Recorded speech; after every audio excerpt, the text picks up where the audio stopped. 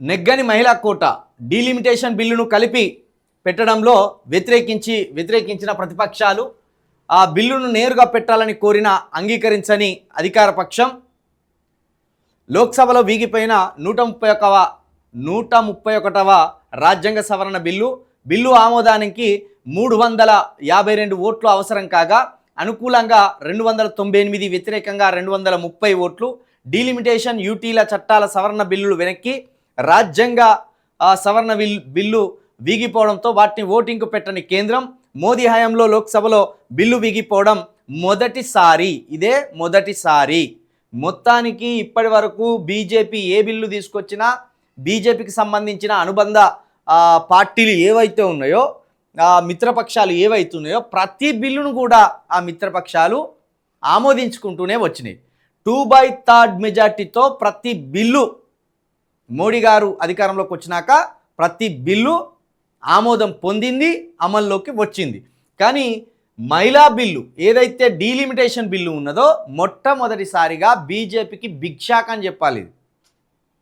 మోదీకి ఓ విధంగా అలజడి బుట్టిచ్చే ఆశ్చర్యం కలిగించే షాక్ అని చెప్పాలి. తొలిసారి ఈ 13 సంవత్సరాలలో మోడీ గారు తీసుకొచ్చిన బిల్లులు పార్లమెంట్లో తొలిసారి నెగ్గకపోవడం అనేది అందరినీ ఆశ్చర్యానికి గురి చేసింది. నిజానికి జీఎస్టీ బిల్లు తీసుకొస్తే జీఎస్టీ బిల్లుకు మిత్రపక్షాలు ఓకే చెప్పినాయి. అదేవిధంగా సిఏఏ సిటిజన్ అమెండ్మెంట్ యాక్ట్ అని తీసుకొస్తే దానికి మిత్రపక్షాలు కావచ్చు, ఇంకో పక్షం కావచ్చు స్వాగతించినాయి. పంజాబ్ రైతులు మొత్తం ఆ రాష్ట్రాన్ని దిగ్బంధం చేసి, ఢిల్లీని దిగ్బంధం చేసి ఏడాది పాటు రోడ్ల మీదనే వంట వార్పు చేసుకొని మాకు వ్యవసాయ చట్టాలు వద్దు, ఇవి బ్లాక్ చట్టాలను నిరసన చేసిన ఆఖరికి నల్ల చట్టాలను కూడా అసెంబ్లీలో ఆమోదించిళ్ళు. కానీ తర్వాత మళ్ళా నల్ల చట్టాలను వెనక్కి తీసుకున్నారు. బిల్లు పాస్ అయింది, కానీ రైతుల నుండి వచ్చిన వ్యతిరేకతతోటి ఆ బిల్లు మళ్ళా వెనక్కి తీసుకున్నారు. అదేవిధంగా త్రిబుల్ తలాక్ కావచ్చు, 370 యాక్ట్ కావచ్చు, ఏది కాశ్మీర్కు సంబంధించి ప్రత్యేక హోదా దాన్ని రద్దు చేయడం కావచ్చు, లేకపోతే ముస్లిం మహిళలకు సంబంధించి ముస్లిం పురుషులు ఎవరైతే ఉంటారో వివాహం చేసుకున్న తర్వాత ఫోన్లోనే త్రిబుల్ తలాక్ చెప్పడం కావచ్చు, లేకపోతే ఎదురెదురుగా ఉండి త్రిబుల్ తలాక్ అని చెప్తే ఆ వివాహాలు రద్దయినట్టే, వాళ్ళు భార్యాభర్తలుగా విడిపోయినట్టే, ఈ చట్టాన్ని ఈ విధానాన్ని నిషేధించడం కావచ్చు. ఇలాంటి అనేక బిల్లులను మోడీ గారి హయాంలో పార్లమెంట్లో ప్రవేశపెడితే ఏకపక్షంగా ఆమోదం పొందినాయి. కానీ మొట్టమొదటిసారిగా ఏదైతే డీలిమిటేషన్ బిల్లు ఉన్నదో ఈ డీలిమిటేషన్ బిల్లును మోడీకి సంబంధించిన మిత్రపక్షాలు కూడా కొన్ని వ్యతిరేకించి లోక్సభలో అనుకోని షాక్కు గురి చేసినవి. కాబట్టి ఇది మోడీని కంగారు పెట్టించిన బిల్ అని కూడా చెప్పొచ్చు. బీజేపీని మొత్తం అయోమయానికి గురి చేసిన బిల్ అని కూడా చెప్పొచ్చు.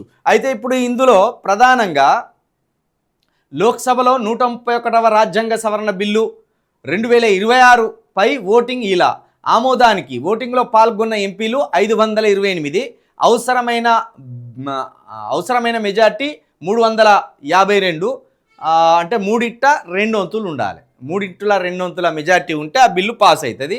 అయితే ఓటింగ్లో పాల్గొన్న ఎంపీలు 528 అయితే బిల్లుకు అనుకూలంగా 298 మంది, వ్యతిరేకించిన వాళ్ళు 230 మంది. మెజార్టీకి తగ్గిన ఓట్లు 54 మంది ఎంపీలు ఎవరైతే ఉన్నారో ఆ ఎంపీలందరికీ సెల్యూటే. మీరు కనుక వ్యతిరేకించకపోతే ఆ బిల్లు ఓకే అయిపోయింది. ఇప్పుడు ఈ 54 మంది ఏ పార్టీలకు సంబంధించిన వాళ్ళు కానీ ఆ 54 మందే ఈ భారతదేశంలో ప్రజాస్వామ్యం ఇంకా బతికున్నదని చెప్పడానికి, ఈ భారతదేశంలో పోరాడేవాళ్ళు, మోడీకి వ్యతిరేకంగా పోరాడే వాళ్ళు ఉన్నారని చెప్పడానికి, మోడీకి ఏమాత్రం భయపడకుండా, మనువాదులకు ఏమాత్రం భయపడకుండా, బత్తాయిగాన్లకు ఏమాత్రం భయపడకుండా బిల్లును వ్యతిరేకించిన వాళ్ళు, వీళ్ళు అసలు సిసలైన వీరులు ఈ 54 మంది. సిగ్గుచేటు ఏంటంటే ఆంధ్రప్రదేశ్కి సంబంధించి జగన్ గారు బిల్లుకు ఆమోదించిండు, చంద్రబాబు నాయుడు బిల్లుకు ఆమోదించిండు, పవన్ కళ్యాణ్ కూడా బిల్లుకు ఆమోదించిండే. ఇప్పుడు జగన్ గారి విషయంలో నాకు అసంతృప్తి అనిపించింది. అంటే మొత్తం అక్కడ అందరు కలిసి బీజేపీని సపోర్ట్ చేస్తాను ఆ రాష్ట్రం వాళ్ళు. తమిళనాడు మాత్రం తెగించి కొట్లాడిందే. తమిళనాడు తెగించి కొట్లాడింది. దీంట్లో ఈ 54 మందిలో అత్యధికంగా నాకు తెలిసి తమిళనాడు వాళ్ళే ఉన్నారు. ఇలా తమిళనాడులో ఉన్నారు. లోక్సభలో ఎట్లయినా మన బీఆర్ఎస్కి ఒక సీట్ లేదు. ఇక వీళ్ళుంటే వీళ్ళు మోడీకే సపోర్ట్ చేసు. ఎందుకంటే పెద్ద నోట్ల రద్దప్పుడు అంతకుముందు రోజేమో కేసీఆర్ గారు పెద్ద నోట్లను ఉన్న పలంగా రద్దు చేస్తారా అంటాడు. తెల్లారే పెద్ద నోట్ల రద్దు మంచిదేనే అంటాడు. కాబట్టి కేసీఆర్ ఒకవేళ కేసీఆర్ పార్టీకి సంబంధించిన వాళ్ళు లోక్సభలో ఉన్న వాళ్ళు సన్యాసులు లెక్కనే చేసు. ఇప్పుడు కాంగ్రెస్ దీన్ని వ్యతిరేకించినప్పటికీ కాంగ్రెస్ వ్యతిరేకించిన కోణం వేరే. కాబట్టి ఈ 54 మంది ఎవరైతే ఉన్నారో వీళ్ళకు ఎన్నిసార్లు సెల్యూట్ చేసినా తప్పులేదు. ఇక్కడ మహిళకు వ్యతిరేకం జరుగుతుందా, దక్షిణాదికి వ్యతిరేకం జరుగుతుందా అనే అంశాలను తర్వాత మనం విశ్లేషించవచ్చు. కానీ మోడీ అంటే ధీరుడని, ఆయనకు ఎదురు లేదని, ఆయన ఏ బిల్లు పెట్టినా ఓకే అయిపోతుంది అనే ఒక భ్రమలను పటాపంచలు చేస్తూ 54 మంది ఎంపీలు వ్యతిరేకించి పడేసింది. అంటే 230 మంది వ్యతిరేకించిన మెజార్టీ తగ్గింది 54 మంది. ఈ 54 మంది సభ్యులే ఓటింగే అత్యంత కీలకం. ఇక లోక్సభలో ఎన్డీఏ బలం 293, ప్రతిపక్ష ఇండియా బలం 233. అసలు ఈ బిల్లుకు అనుకూలం కావాల్సింది ఎంత అంటే 298. లోక్సభలో ఎన్డీఏ బలం ఎంత 293. అంటే ఒక్క 5 ఎవరో దొంగలు కానీ అటు వేయలే. వీళ్ళు ఎన్డీఏ మిత్రపక్షాలు కానీ 5 కూడా ఈ ఎన్డీఏకు ఓట్లు వేసిన ఒక 5. వాళ్ళు ఏ దొంగలో మరి, ఏ పార్టీకి సంబంధించిన దొంగలో.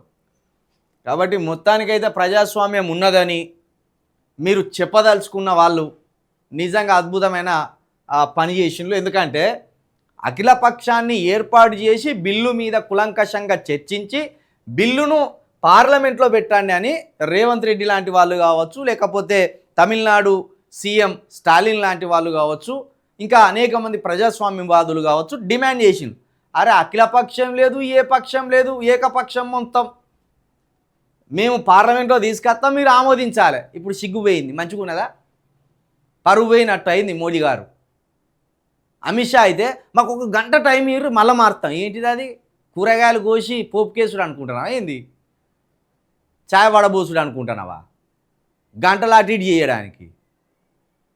ఏదో బియ్యం తూకం వేసి తక్కువ వచ్చిందంటే 2 నిమిషాలు టైం మళ్ళీ ఇన్ని పోతామని చెప్పడానికి సిగ్గు తీసుకున్నారు కదా. అఖిల పక్షాన్ని పిలిచి ఇగో ఎవరికి ఏ నష్టం జరగదు ఈ బిల్లు వల్ల అని ముందు మీరు చర్చ పెట్టనుండ్రి.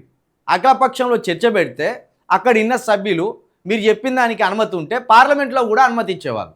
కానీ మీ మొండి వైఖరే ఈరోజు మిమ్మల్ని దేశ ప్రజల ముందు పార్లమెంట్లో సిగ్గుపోయేదాకా తీసుకొచ్చుకున్నారనేది కూడా దీన్ని బట్టి మనకు అర్థమవుతున్నది.